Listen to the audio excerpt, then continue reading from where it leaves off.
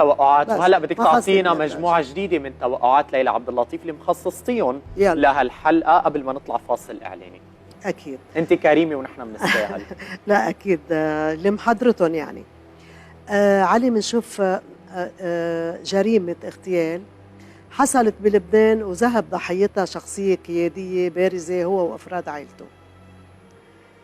إن حصول هذه الجريمة أراه يتكرر من جديد ويطال شخصية سياسية بارزة وجميع أفراد عائلته، وذلك على أراضي إحدى الدول العربية خلال المرحلة القادمة، مش بلبنان.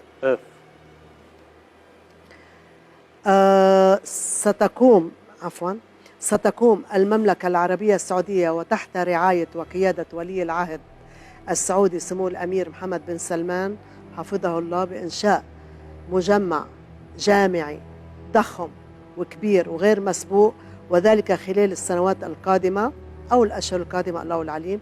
ومن هنا أرى أن الطلاب الجامعات والدراسات أو الاختصاصات العليا لن يعودوا مضطرين إلى الدراسة والتخصص في جامعات أمريكا أو أوروبا وتحمل المصاريف العالية، وسنراهم يتوجهون للدراسة الجامعية إلى المملكة العربية السعودية، وذلك بفضل إنشاء إحدى أكبر الجامعات بالعالم، مما سوف يجعلها من أهم وأكبر الجامعات خلال المراحل المقبلة، وسوف تستقبل جميع الطلاب من جميع الطوائف للعلم ومن كل أنحاء العالم وفي كل المجالات والاختصاصات. حلو، أصلا ما بنستبعد هالشيء عن السعودية ومع هالتطور الرائع أكيد اللي عم نشوفه. يعني ما بقى أنت مضطر تروح تدرس بجامعة بأمريكا أو بأوروبا أو بالدول. الجامعة هيدي رح تكون من أكبر الجامعات العالم. حلو. أرى خروج سفن حربية إيرانية من المياه الإقليمية الإيرانية، مما سيسبب حالة من الترقب والحذر في بعض دول العالم. طائرات إيرانية مسيرة تحمل صواريخ جو أرض وتستعد، والهدف مجهول، والدخان الأسود يغطي المكان. أرى الدخان الأسود انفجار شيء ممكن بقلب البحر أو شيء ما بعرف.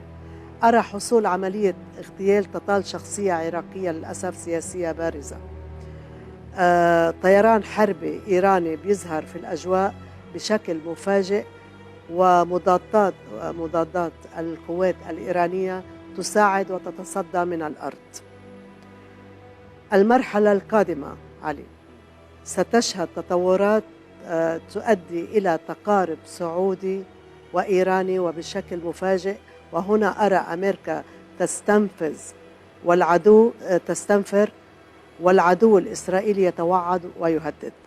أجواء الحداد سنراها تخيم على سماء دول الخليج للأسف، وذلك بسبب رحيل شخصية خليجية بارزة ومرموقة خلال 2023. من أي بلد؟ ما بتعرفي. تطورات إيجابية بتجمع ما بين دول مجلس التعاون الخليجي وعدة دول عربية، وهذه التطورات ستعيد للجامعة العربية حضورها الفاعل وتأثيرها الكبير على بعض القرارات العربية القادمة بقيادة السعودية وقطر. في دور كبير للسعودية بتوقعاتك؟ وقطر، نعم.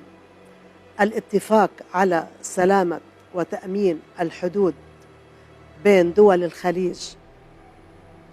بدك كفي توقعات ولا؟ كفي هذا آخر توقع قبل ما نطلع فاصل إعلاني. أوكي.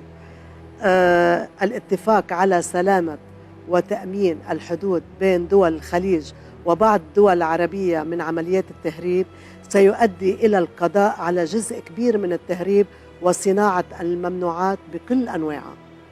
هي مهمة. نعم. الحدود في أحد الدول ستكون مغلقة بسبب أحداث طارئة وحرائق ولهب يحاصر الناس بشكل مفاجئ. وين وكيف ما بعرف. ما بتعرفي. لا.